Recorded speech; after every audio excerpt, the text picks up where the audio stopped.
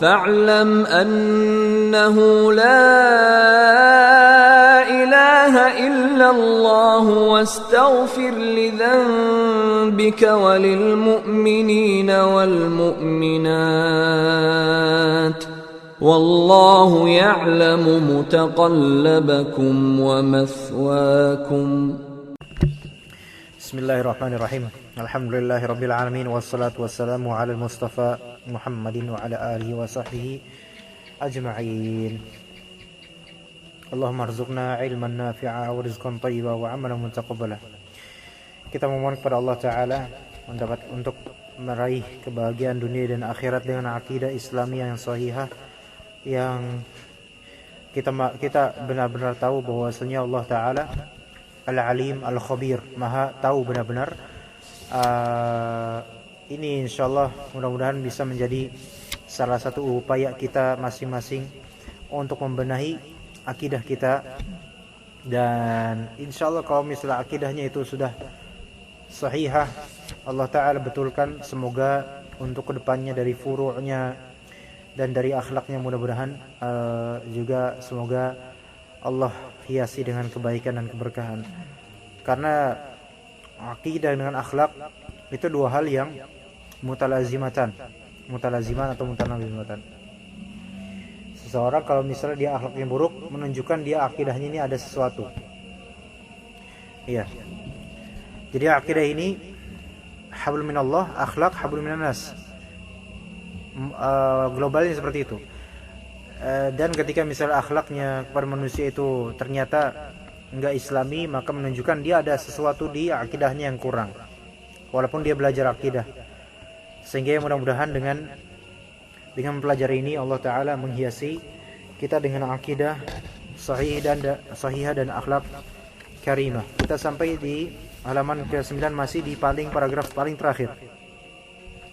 Wal aqidatu ma'naha ma yusaddiquhu al-'abdu wa yadinu bihi. Itu makna dari akidah. Apa itu akidah? Akidah adalah ma yusaddiquhu al-'abdu wa yadinu bihi. Ya, ma yusaddiquhu. Tadi Anda bilang yusaddiquhu ya. Ma yusaddiquhu dhammah.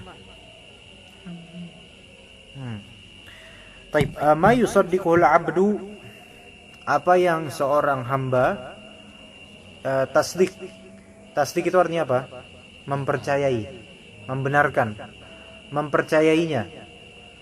Nah, adapun yadinu bihi artinya tunduk atau taat, patuh.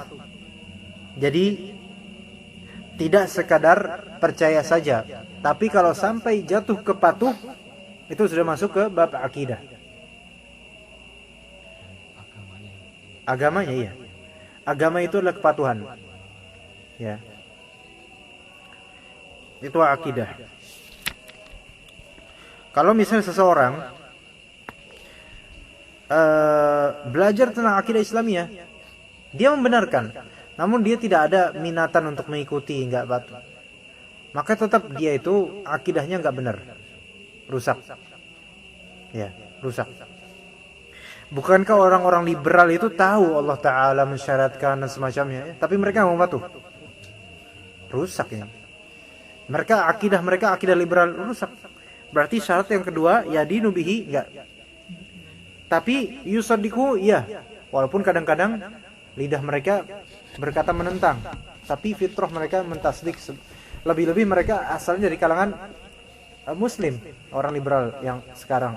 Ya, semoga Allah hancurkan mereka semua, atau beri hidayah bagi yang pantas dapat hidayah. Tapi itu udah akidah, berarti ma yusaddiqul 'abdu wa yadinu bihi. Halaman berikutnya,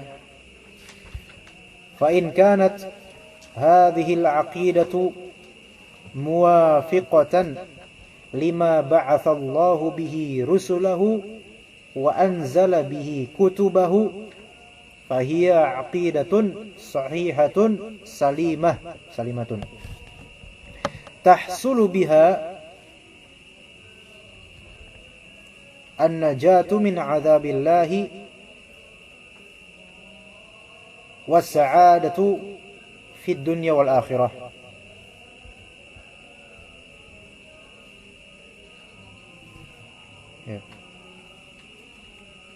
Wa in kanat hadhihi al-'aqidatu mukhalifatan lima arsalallahu bihi rusulah wa anzala bihi kutubah fahiya 'aqidatun tujibu li ashabiha al-'adzaba wasyaqa'a fid dunya wal akhirah. Jadi semua ini tergantung dengan akidah. Fa in kanat, kita ulang terjemahkan. Fa in kanat, jika misalnya hadhil akidah ini misalnya yang ada di kita nih, muwafiqah, selaras, sesuai, sejalan, sealur, ya, lima ba'atsallahu bi rusulah, sealur dengan apa yang Allah utus dengannya rasul-rasul,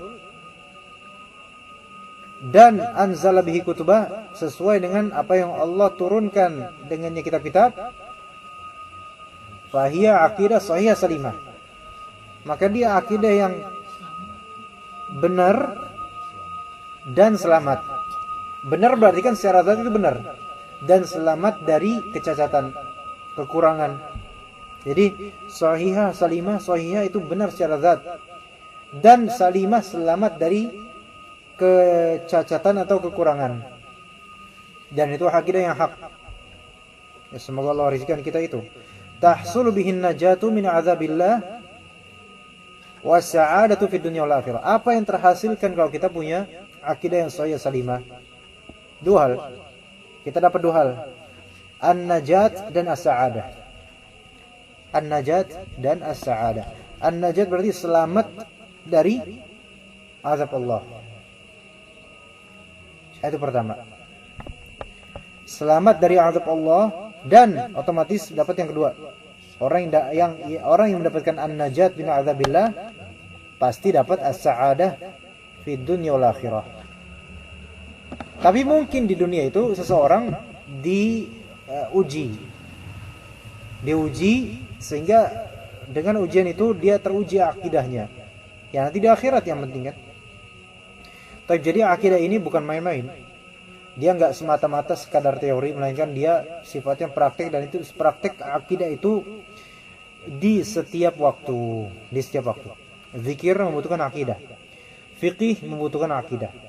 Segala yang berkaitan dengan Islam membutuhkan akidah. Makanya kalau misalnya akidah kita itu tidak sahihah atau ghairu salimah, maka jangan harap kita bisa selamat dari azab Allah, dan bagaimana mungkin kita bisa bahagia dunia akhirat. Makanya kenapa para ulama, banyak di antara mereka, semua ulama tidak ada yang stres karena akidah. Alhamdulillah. Juga misalnya, kenapa kok yang poligami rata-rata ustadz? Kenapa nggak misalnya pengamen atau tukang warung sebelah Pak Neman atau yang lainnya gitu? Karena akidahnya ustadz itu lebih tinggi daripada akidah orang awam. Maksudnya kan orang biasa kayak kita mikir rezeki, mikir kemurkaan istri, mikir ini itu. Tapi kalau misalnya para ustadz, kenapa kok orang-orang ustadz, orang besar, mereka percaya insyaallah rezeki itu Allah yang megang, dan seterusnya. Gitu kan? Wa in kanat hadhihi al-aqidatu mukhalifatan. Kalau misalnya akidah yang ini dia mukhalifah, berarti menyelisih ini. Mukhalifah berarti enggak muwafiqah. Mukhalifah terhadap apa yang Allah Ta'ala utus Rasul dengannya, dan apa yang Allah turunkan dengannya kitab-kitab, maka itu berarti akidah yang tujibu li ashabiha dua hal di dua tempat. Akidah kalau misalnya udah menyelisihi akidahnya Rasul, akidah dalam Al-Quran, Al-Kitab, maka itu pasti akidah yang mewajibkan. Ini di sini mewajibkan, berarti lazimi, pasti ini. Iya, aqidatun talzamu li ashabiha, yang melazimkan, memastikan, mewajibkan untuk sahibnya, pemilik akidah tersebut, azab, siksa, syaqa, kesengsaraan. Ini enggak enak banget. Ya siksa sama sengsara ya podo ya, sama lah. Tapi yang lebih enggak enaknya adalah fid dunya wal akhirah gitu loh. Kalau misalnya azabnya dunia toh, akhiratnya sa'adah, ya alhamdulillah. Kalau bisa dunia akhirat sa'adah toh gitu loh. Sa'adatud darain gitu kan. Itu bahagia dunia akhirat itu tentu yang diinginkan. Tapi kan intinya di akhirat, wal akhiratu khairul laka minal ula. Tapi jadi akidah ini itu signifikasi kepentingannya itu. Karena akidah ini akan menentukan dengan izin Allah kemana nanti kita, najat dan sa'adat atau azab dan syaqa. Baik, kemudian qala Syekh wal aqidatu salimatu sahihatu ta'simud dama wal mala fid dunya. Ya, nanti insyaallah ana bahas wa tuharrimul i'tida'a 'alaihima wa intihakahuma bighairi haqq. Ya, wa tuharrimul i'tida'a 'alaihima wa intihakahuma bighairi haqq. Kama qala an-nabiy sallallahu alaihi wasallam, umirtu an uqatila an-nasa hatta yaqulu la ilaha illallah fa idza qaluha 'asamu minni dima'ahum wa amwalahum illa bihaqqiha. Wa qala man qala la ilaha illallah wa kafara bima yu'badu min dunillah hurrima maluhu wa damuhu, atau bisa juga haruma maluhu wa damuhu, boleh hurrima maluhu, boleh haruma maluhu, wa hisabuhu 'ala Allah taala. Rawahu Muslim. Kata Syekh wal aqidatu salimah sahihah, tadi akidah sahihah salimah itu ta'simud dam wal mal fid dunya. Ta'sim artinya, coba Bapak tahu maksum, terjaga. Berarti akidah sahih salimah menjaga darah dan harta di dunia. Iya. Karena Bapak Muslim, ya saya jaga harta, darah, bahkan kehormatan. Kecuali kalau misalnya memang berhak untuk dilucuti itu. Wa tuharrimul i'tida' 'alaihima, dan akidah sahih salimah itu mengharamkan permusuhan, perlawanan terhadap keduanya. I'tida' di sini kezaliman, perlawanan gitu. Maksudnya jika kita satu akidah, maka darah dan harta kita saling terjaga, saling menjaga. Iya, terjaga, enggak boleh kita nilap sedikit pun. Dan mengharamkan permusuhan atau kezaliman terhadap keduanya, yaitu dam dan mal. Wantihakahuma, dan mengharamkan pelucutan keduanya, penistaan keduanya, ya. Bighairi haq, tanpa hak, kecuali akidah orang benar misalnya, tapi dia enggak mau bayar zakat, maka wajib dilucuti oleh ulil amri. Nah ini bil hak, ini bihak dengan hak, enggak masalah kalau ini. Ya. Orang punya utang, kaya punya utang, enggak mau bayar-bayar, maka hakim atau ulil amri boleh untuk memaksanya. Ini bihak, bukan berarti merampas. Nah, itu kan. Walaupun satu akidah. Tapi kalau orang enggak ada zimmah apa-apa, enggak ada beban apa-apa, tiba-tiba kemudian diambil gitu hasilnya, ini yang haram. Berarti mafhum mukhalafah dari ini, kalau orang itu beda akidah dengan kita, maka sebenarnya harta dan darahnya itu halal sebenarnya. Tetapi kan orang-orang kafir itu kan beda makomnya, ada kafir harbi, ada kafir musta'man, ada kafir zimmi. Cuma status orang kafir di Indonesia itu kafir apa? Itu yang ana sendiri belum tahu kesimpulannya gimana, jenisnya. Dibilang isti'man, enggak juga, mereka enggak meminta keamanan juga. Dibilang zimmi, mereka juga enggak membayar upeti dan semacamnya. Dibilang harbi, mereka juga enggak ini. Maka kadang mereka ikut-ikutan lebaran. Itu juga masalah lagi. Ini pemerintah Islam atau bukan, atau semi Islam atau enggak usah ngomongin itu. Gini bingung. Gado-gado gimana? Kan? Baik. Tadi sebagaimana Rasulullah SAW bersabda, umirtu an uqatilan nas. Aku diperintahkan berarti wajib asalnya untuk uqatil. Di sini bukan membunuh langsung tapi memerangi. Aku memerangi manusia hatta yaqulu, sampai mereka berkata la ilaha illallah. Sampai mereka berkata la ilaha illallah. Cukup dengan perkataan itu udah memberikan basic akidah sahih salimah. Adapun untuk urusan banyak dari akidah kan perkara bukan la ilaha illallah saja, tapi banyak cabang-cabangnya nanti. Untuk urusan yang lebih cabang itu nanti bisa dipending nanti dulu. Karena nggak mungkin seorang baru mau Islam langsung dikasih kitab Al-Irsyad. Baik terjemahan atau Arabiknya, apalagi Arabik. Jadi yang penting la ilaha illallah dulu. Ngakuin la ilaha illallah. Ya udah, setelah ngakuin la ilaha illallah fa idza qaluha, ini manhajnya seperti ini. Kalau misalnya zahirnya udah mengucapkan la ilaha illallah, maka asamu minni dima'ahum wa amwalahum illa bihaqqiha. Maka berarti mereka itu manusia yang berkata la ilaha illallah, asamu menjaga dariku dima'ahum, yaitu darah mereka, wa amwalahum harta mereka, illa bihaqqiha, kecuali kalau misalnya ada haknya. Makanya Nabi SAW marah ketika salah seorang sahabat dalam perang membunuh mantan musuh gitu kan, yang udah terpojok bersahadat, dibunuh tetap karena ini kayaknya taqiyah antum nih kan. Tapi Rasulullah marah, kenapa dibunuh? Kan dia udah bilang la ilaha illallah. Itu jadi kuncinya, kalau dia udah bilang la ilaha illallah, udah jangan, walaupun tadi kafir, jangan dikafirkan. Udah. Kecuali kalau ada qarinah lain, la ilaha illallah tapi sambil ngejek la ilaha illallah, la ilaha illallah. Nah, itu baru beda. Bunuh aja langsung itu. Besoknya kita yang di penjara. Wa qala, dan Rasulullah SAW bersabda, man qala, barang siapa berkata la ilaha illallah wa kafara bima yu'badu min dunillah. Nah, ini syarat kedua, dia enggak cuma ngomong tok ya kan, tapi harus juga merealisasikan, mengkufuri, yaitu mengingkari terhadap apa yang disembah selain Allah.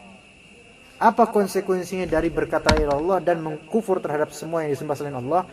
Haruma maluhu wa damuhu, maka haram hartanya dan darahnya. Wa hisabuhu ala Allah, adapun hisabnya, dia jujur atau enggak, maksiat atau gimana, itu ala Allah. Karena kita hukumi zahir saja. Ya.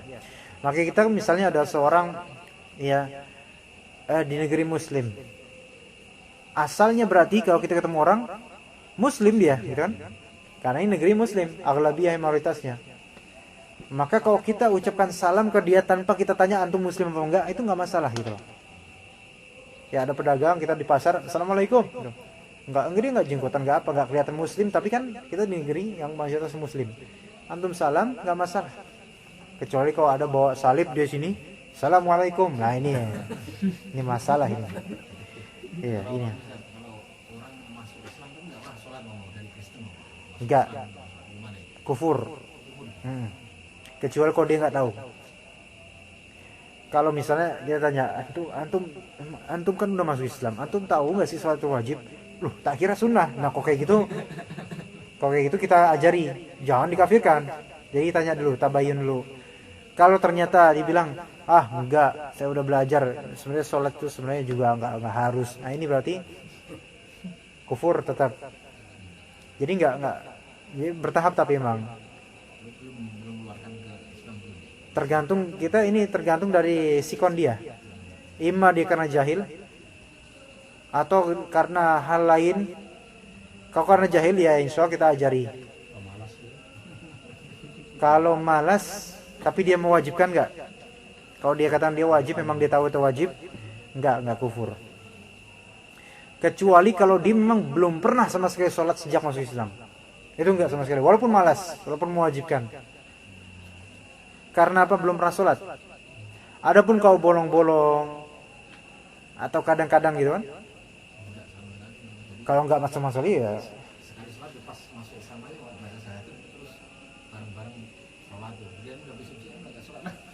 tapi rata-rata tahu wajib tapi malas biasanya. Ya kalau malas enggak Pak, enggak langsung dikafirkan, melainkan langsung dikasih teguran. Tetapi itu dihukum, itu kan masalah khilafiyah, masalah mengkafirkan atau enggak masalah khilafiyah sebenarnya. Tapi wallahu alam yang lebih tepat insya Allah tidak dikafirkan langsung. Tetapi hukum tetap Islam, dia muslim, harus disampaikan nasihat. Kalau bisa, kalau misalnya dia tetap seperti itu, hakim atau ulil amri itu boleh menta'zir. Menta'zir itu memberikan hukuman sesuai ijtihad mereka, Pak. Diasingkan, dipenjara, atau dia apa, pokoknya yang penting membuat dijerat sampai dia sholat. Ya. Bahkan ada ulama yang sampai mengkafirkan langsung ada, dan itu ijtihad. Ya, gitu ya.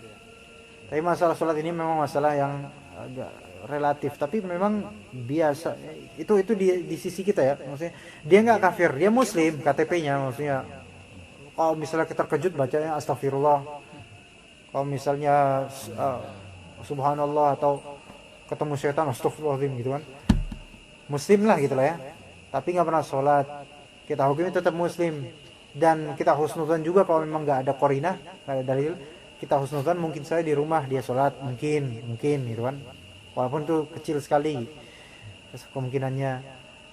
Tapi yang mengerikan itu baginya nanti di akhirat, sangat berpotensi Allah Ta'ala menganggapnya bukan muslim gitu kan. Kalau kita kan karena memang kita takut mengkafirkan aja gitu aja, takut mengkafirkan aja, hukum dunia aja. Adapun hukum akhirat itu, dan hukum apa yang Allah Ta'ala anggap dia sekarang seperti apa, itu hanya Allah yang tahu. Kita hanya hukumi zahir gitu. Kan sekarang malah banyak orang kayak gitu, mayoritas sekarang kayak gitu, nggak sholat kecuali maghrib, itu pun terlambat, masbuk, itu pun wudunya nggak benar, ini nggak benar. Wah, sebenarnya kalau misalnya kita mau terus ngomongin gini, putus asa lama-lama Pak ya. Iya. Udah gitu, beberapa dari kaum muslimin mau membenarkan hal-hal seperti ini lewat pemerintahan, maksudnya lewat parlemen. Nggak bakal bisa. Ya karena kita lewat lapangan langsung aja susah, apalagi lewat sarang seperti itu. Yang ada kitanya dikerubutin lagi. Dan itu udah dipelajari masyhur, berkali-kali terjadi dan gak bakal berhasil. Makanya ini butuh sabar bertahun-tahun. Ya. Ini salah satu upaya aja. Ya, siapa tahu di antara antum nanti yang muda-muda nanti jadi ulama besar, berpengaruh jadi presiden antum misalnya. Walaupun nggak mau jadi anggota partai, nggak mau, tapi ditunjuk di presiden itu aja. Antum menegakkan akidah Ahlussunnah wal Jamaah, terus ngajar kita Pak Irsyad, Masya Allah. Kita nggak tahu loh. Iya, kita nggak tahu. Tapi ya kita sekarang tugasnya itu jalani, sabar. Kesuksesan negeri ini tuh nggak harus di detik ini, nggak harus di hari esok, nggak harus di tahun depan, nggak harus. Tapi selama kita punya kontribusi, maka kita ingat firman Allah, la yudhi'u ajra man ahsana amala. Nggak bakal menyanyiakan pahala orang yang berbuat baik. Jadi nggak bakal sia-sia insyaallah. Walaupun kita udah meninggal. Tapi kalau kita udah punya saham kebaikan, akan terus pahalanya insyaallah. Tapi jadi insyaallah sampai situ aja untuk yang kajian akidah ini. Insyaallah pada malam Rabu kita masuk ke wahiyya aidan tunajji min adzabillahi yaumil qiyamah insyaallah taala ya. Subhanakallahumma wa bihamdika asyhadu an la ilaha illa anta astaghfiruka wa atubu ilaik. Alhamdulillah. Ya. Cemilan.